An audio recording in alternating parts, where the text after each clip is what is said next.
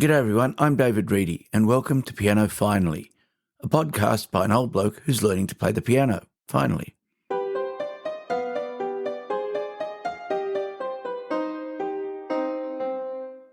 Welcome to episode 2. Thank you very much to everyone who has listened to episode 1. The numbers were quite encouraging, so thank you very much to everyone who's had a bit of a listen to it. The podcast is obviously going out okay. I've got everything up on all the services. It seems to be going everywhere. It turns up in all the ones I look at. I've got to keep removing my test downloads from the download count, but even without those, the numbers are still going quite well. So again, thanks to everyone who has subscribed so far. The website attached to this podcast is coming along. I'm adding to it slowly. I'm going to be adding sorts of things that are useful, as well as show notes and other bits and pieces like that. If you'd like to contact me, email is probably still the best way. I'll give all the details at the end, but it's david@pianofinally.show. And on some of the show notes, you'll see a link that says send me a text. That's something that the podcast hoster has, and apparently if you use it, it will send me an SMS or something. I haven't given it a go yet. I also don't know whether that costs or anything, but if you do want to contact me, use the email. It's by far the best way. In the past week, I got 5.5 hours of practice in, working mainly on two pieces. The Gigue by Samuel Arnold that you heard in last week's show, and which you'll hear a bit more of this week, and a new piece called Mini Hit by Manfred Schmitz. They're both from the same book, which is called Getting to Grade 1, edited by Alyssa Milne. I'll put a link to that in the show notes. It's the book I'm using at the moment for some of the pieces that I'm practicing. This week, I'm going to be reviewing a piece of equipment. I'll be having a look at an interesting YouTube channel I found that's sort of piano adjacent, or very much piano, but also adjacent rather than playing. I'll include a recording of where I'm up to with the Gigue. Both hands are now working, but the speed is still slow. And I'll talk about planning after you've decided that you do want to start to learn the piano as an adult learner.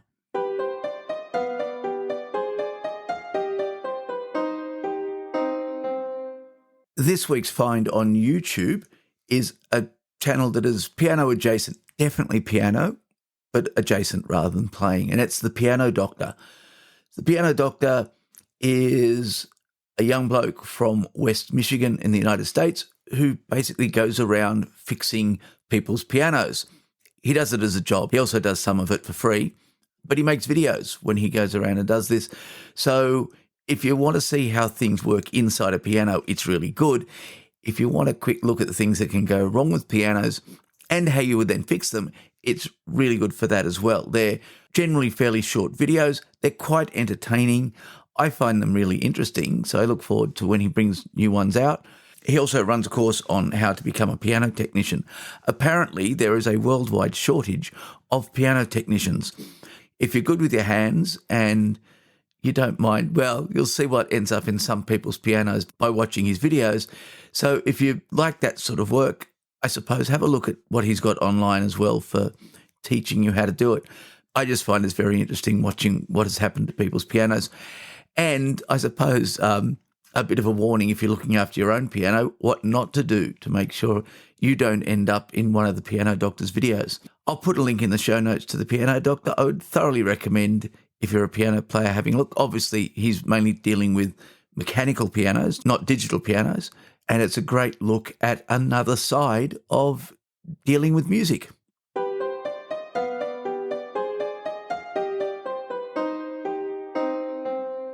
This week's gadget for review is a little mechanical metronome that I got as part of a package of things from Pianote. I'll talk about Pianote in another episode, but this is a small mechanical metronome. It sits about 15 centimetres tall.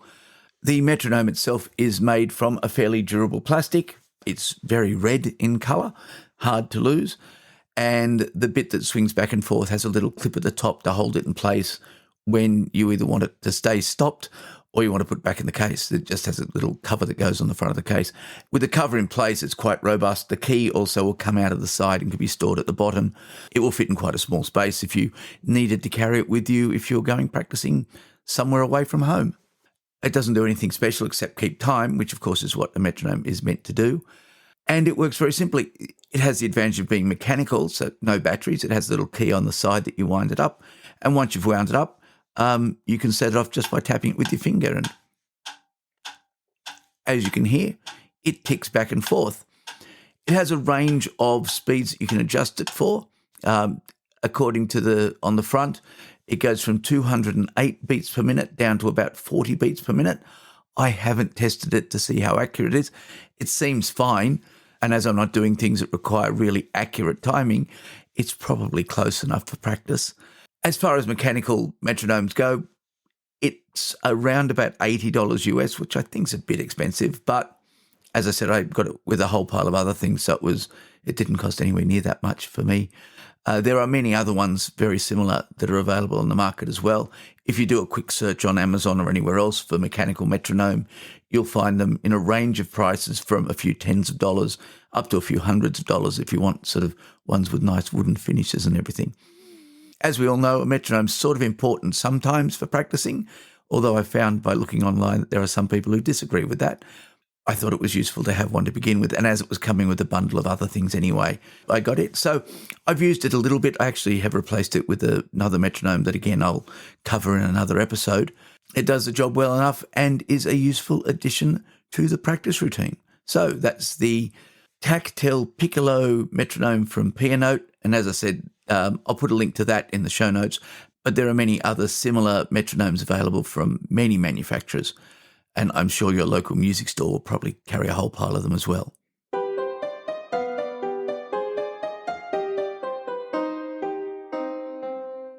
So this week I thought I'd talk about what to do after you've decided that you want to start learning the piano, but before you actually get around to it. There is a fair bit of planning to do just to get things ready so that you can successfully start learning to play. You've decided that you're going to give it a go, learning to play the piano, so what's next? Now, if you like planning, then you're in for a real treat because there's a whole pile of things that I didn't consider to begin with, but very quickly worked out that I needed to organise before even getting an instrument into the house. So first of all, of course, is picking an instrument. There are broadly 4 categories of instrument that you can get. I mean, obviously there's lots of variations and things, but I've sort of divided it up into 4 different categories. There's the electronic keyboard. They're relatively cheap. They're fairly easy to get. You can get them almost from toys up to really professional instruments. But as they're an electronic keyboard rather than a digital piano, the key action on them is not the same as on a normal piano. So if the key action is important to you, then an electronic keyboard is possibly not the way to go. If you just want to learn where the keys are and things like that, it's fine. But in terms of being able to sit down and play at any piano, it's the wrong sort of action, apparently. So that's not one of the ones I looked at. I sort of skipped that. The next level up is the digital piano. These are designed to have key actions that mimic at least the action on an acoustic piano. They tend to be more expensive. I'm going to do all this in Australian dollars. You can get them from about $500 up to about $1,500. Around about 1,000 Australian dollars, there's an awful lot of things to choose from. So if your budget is around about $1,000, there are many, many different digital pianos from which you can choose. And they come with all sorts of features other than just being a piano. There's usually other instrument sounds and things like that. I'll give a proper review probably in next week's show of the one that I picked up, which was the Roland FP30X. But there are many to choose from. And at $1,000, it's a serious investment, but as an adult, and if this is something that you're going to be doing over many years, then in terms of value for money, it's probably pretty good. The next step up is to the acoustic pianos, and there's 2 forms of that. There's uprights and grands. Having looked around, an upright piano will cost between about $2,000 to $5,000. You can go considerably higher, but you'll certainly get a good quality upright piano for around about $2,000 to $5,000, depending on how much you want to spend. And then after those pianos, the next step up, of course, is the grand piano. They tend to start at around about $10,000. I've been able to find them at over $1 million as well. But from about $10,000 to $20,000 or $30,000, you can get quite a good grand piano. So obviously your budget is going to determine where you start and that. I would suggest that if you never played the piano and you're really not sure, then probably a digital piano is the way to go. Of course, all of these things are available as second-hand pianos as well. They work out a lot cheaper, but apparently you should take someone who really knows pianos with you if you're looking at second-hand pianos, because they can apparently turn into money sinks in an attempt to get them to work properly. If you watch some of the videos from the piano doctor, you'll see some of the things that can go wrong. I would suggest a digital piano. It's the way I went. Let's assume you're going to get a digital piano. You're going to spend a bit of money, get a decent-sized one. You're going to need somewhere to put it. Pianos are 1.5 metres wide. Really doesn't matter what sort of piano it is. If it's got a full-size keyboard, it's going to be about 1.5 metres across. That's just to fit everything in. So you're going to need a space about 1.5 metres wide, and you're probably going to need about 1.5 metres deep as well while you're playing the piano. While you're not playing the piano, you need about 60 centimetres for a piano with no one sitting at it. But if you're going to sit comfortably at a piano, you need probably about 1 metre in front of it so you can comfortably get in and out and, put a bench down to sit on. You'll need to find somewhere convenient to put it. If you're like me, if you put the piano out of the way where it was difficult to get to, or it was inconvenient, or it was in a room that, for example, got really cold and was unpleasant to play in winter, then that piano is going to get a lot less use than if it's somewhere really obvious. So when you're working out where you're going to put your piano, if you're going to be serious about learning to practice, I'd suggest put it somewhere really obvious. Well, perhaps you don't want to trip over it, but you almost want to trip over it because it will keep reminding you should be doing your practice. This can be a problem, of course, if you're sharing a house with other people, because pianos are not necessarily quiet instruments. That is one of the advantages of a digital piano. The digital pianos will normally have electronic outputs. You can put some headphones on and play the piano that way, so other people won't hear you playing the piano. They will still hear you hitting the keys. If you've got a digital piano with an action that mimics a real piano, then it makes noise when you hit away at the keys. There is still going to be some noise even if you have the headphones on and no one else can hear the notes that you're playing. So take that into account, that you might not want to put it somewhere where other people need quiet, perhaps while they're studying or doing other quiet work. Of course, if you've got an upright or a grand piano, you often don't have the option of turning them off, although apparently there are some things you can get to fit to upright and grand pianos to make them silent. Basically, you're adding a digital section into those pianos so they can be played in either way. You found somewhere to put it. When I first got mine, I got a piece of carpet from IKEA that was 1.5 metres by 1 metre in depth to put under the piano because they're relatively heavy. The room it was going into has carpet, and it will mark the carpet. If it's something that you're not going to keep in that spot for a long time, you maybe want to put something down so that you don't end up with divots left in the carpet after you move it. In my case, as I was only just starting out and wasn't sure, I wanted to keep the carpet okay in case I changed my mind. The new piano, which is considerably heavier, won't be moving anywhere, so I haven't worried about it for the new piano. But certainly for the first piano, one of the carpet rectangles from IKEA was a good way of keeping the house's main carpet undisturbed. As that piano will now be leaving the house, it ended up being good sense. I'm going to send the carpet up with it as well. The other thing you're going to need to go with your piano is somewhere to sit. Now, you can just sit on a chair, but everybody says you shouldn't. You should get a piano bench. A chair with arms is a real problem. If you've got a chair without arms, you can give it a go. I ended up getting a piano bench to go with the keyboard. It has a number of advantages. One, there's nothing to lean back on, which means you have to sit properly, which is a good thing because if you're going to be sitting down for an hour or so practicing, if you don't sit properly, you'll end up with a sore back. It also has the advantage that I got one of the benches that has storage. So if you lift up the seat, there's space under the seat to put your music books and things. And if you're anything like me, you will very quickly end up with a large number of music books. So being able to store the ones that you use every time under the seat of the piano bench is really good. The bench possibly needs to be adjustable in height. It took me a little while to find the comfortable height for sitting at the piano. And of course, if you're sharing the piano with other people, you definitely want it to be adjustable in height. The one I've got has knobs on either side that you turn, which raises and lowers it quite slowly. If, for example, you had small children or people of very varying heights, there are some that use a pneumatic lift system, which are much quicker to adjust. So perhaps think about one of those if you're going to have multiple people sitting on the piano bench and they're different heights. Talking about books, though, I ended up having to get a small bookcase to go with the piano because I bought so many books. I just got a cheap Billy bookcase from IKEA, perfect for storing lots of books because there's lots of books to get when you're playing the piano. And although I'm normally a messy person, I'm not storing things on top of the piano. In the case of the little keyboard, there's pretty much no way you could store things on top because it was quite small. But even the new piano, which is much larger, apart from music on the music stand, I tend not to store things on the piano.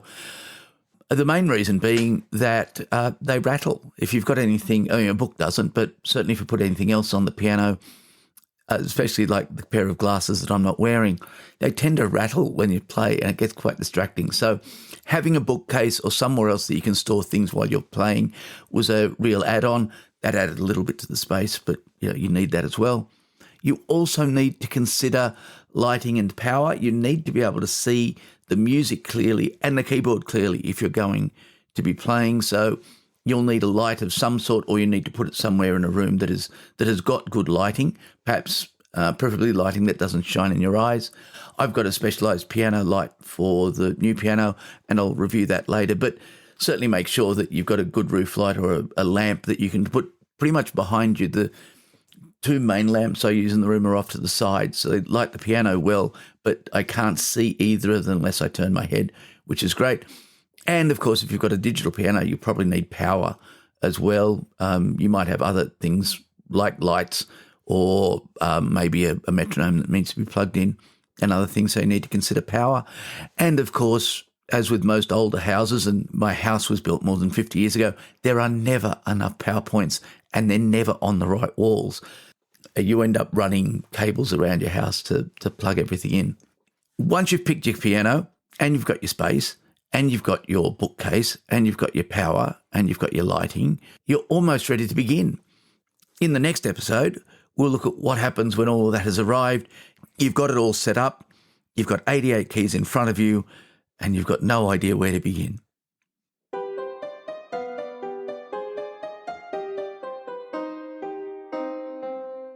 Thank you very much for listening to the show this week. If you'd like to contact me, the best way is via email. That's david@pianofinally.show. Piano Finally is all one word. You can check out the podcast on pretty much all of the podcast services now. It appears to be up almost everywhere, including Apple and Spotify. We've both got the podcast available there. You can visit the show's website. That's www.pianofinally.show. And you'll find the show notes there and other information that, as I said earlier, is slowly building up. So until next week, I hope your piano stays in tune and you enjoy your time at the keys. This week's performance is the first 8 bars of the Gigue by Samuel Arnold.